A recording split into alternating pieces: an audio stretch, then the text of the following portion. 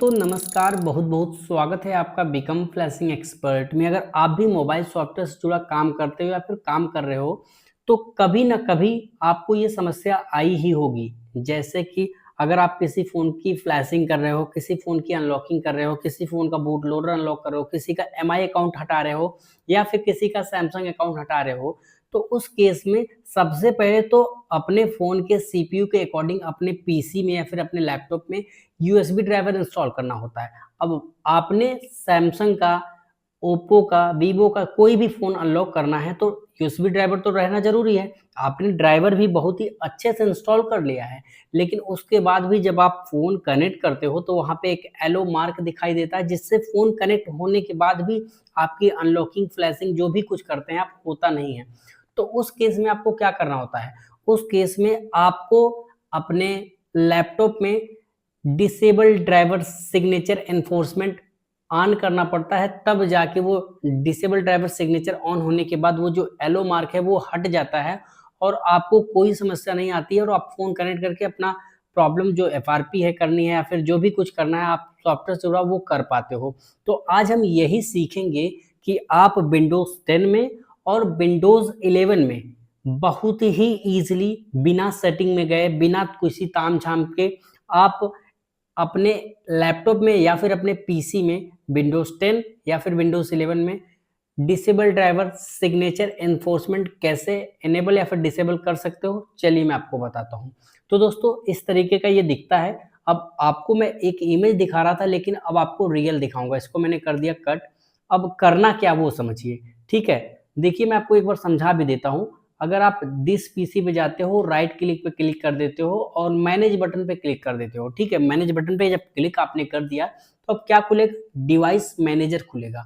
अगर आप इस फील्ड में नए हैं तो आपको मैं बता दूं, जब भी कोई फ़ोन, कोई भी हार्डवेयर डिवाइसेस कुछ कनेक्ट होते हैं तो डिवाइस मैनेजर में वो शो होता है कि क्या-क्या कनेक्टेड है। जैसे कि कोई माउस, कोई कीबोर्ड, कोई यूएसबी डोंगल, कुछ भी कनेक्ट करते हो तो यहाँ पर शो होता है। तो हम डिवाइस मैनेजर को खोलकर आपको दिखा देते हैं, ठीक है? यहाँ पर डिवाइस मैनेजर पे जैसे ही क्लिक करेंगे तो आपको शो हो जाएगा कहाँ पर? बहुत सारी चीज़ें, जैसे कि कीबोर्ड। यहाँ पर देखिए, अभी मैं आपको दिखाने के लिए थोड़ा-सा अच्छे से समझा दे रहा हूँ ताकि आप अच्छे से समझ पाओ। ये देख रहे हो ना? ये इसके आगे एलो मार्क है, एलो मार्क है, येलो मार्क है, येलो मार्क है, येलो मार्क है। ये जो चीज़ें कनेक्ट नहीं हैं इस वजह से है। लेकिन आपने अपने फ़ोन में अ, अपने फ़ोन के अकॉर्डिंग अपने लैपटॉप में जो भी ड्राइवर है वो सही से डाल रखा है। उसके बाद भी येलो मार्क है या फिर डिसेबल ड्राइवर सिग्नेचर करने की ज़रूरत पड़ रही है, तो उसको कैसे करना है चलिए मैं आपको बताता हूँ। अब एकदम आसान तरीके से। सबसे पहले क्या करना है, अपने जो भी लैपटॉप है या फिर पीसी है, तो अगर लैपटॉप है तो ये शिफ्ट बटन, ठीक है? ये शिफ्ट बटन देख पा रहे होंगे आप। ये शिफ्ट बटन, अगर आपके पास कीबोर्ड है, सॉरी, अगर आपके पास कीबोर्ड है तो कीबोर्ड में शिफ्ट बटन, लेकिन कैसे? यहाँ पर ध्यान से देखिएगा। पहले स्टार्ट बटन पे क्लिक कीजिए, यहाँ पर क्लिक कीजिए पावर पे और रिस्टार्ट बटन पे क्लिक करने से पहले शिफ्ट ऐसे दबा लीजिए और पावर बटन को प्रेस कर दीजिए या फिर एंटर बटन को प्रेस कर दीजिए।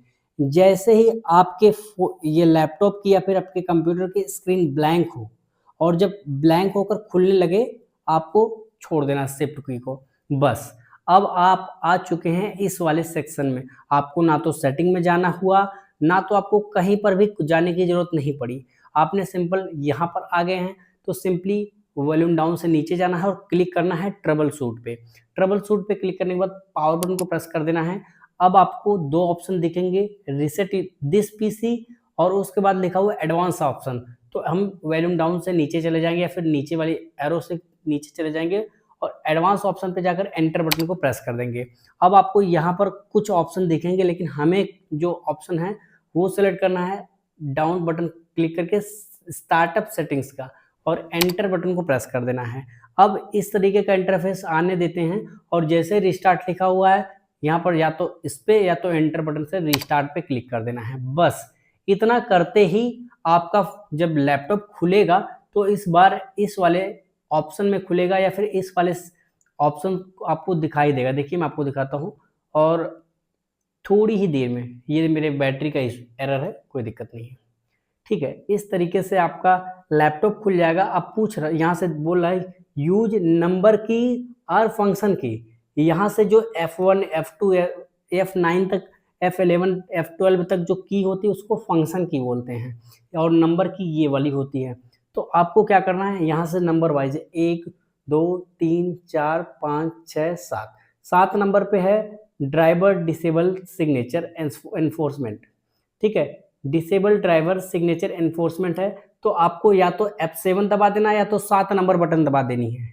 ठीक है, तो मैंने F7 जैसे ही प्रेस किया, अब जब मेरा पीसी या फिर मेरा लैपटॉप खुलेगा तो उसका डिसेबल ड्राइवर सिग्नेचर ऑफ हो चुका होगा, और अब जब आप ड्राइवर इंस्टॉल करेंगे या फिर अपना फ़ोन कनेक्ट करेंगे तो आपका फ़ोन बहुत ही ईजिली कनेक्ट हो जाएगा बिना किसी इशू के, बिना किसी प्रॉब्लम के।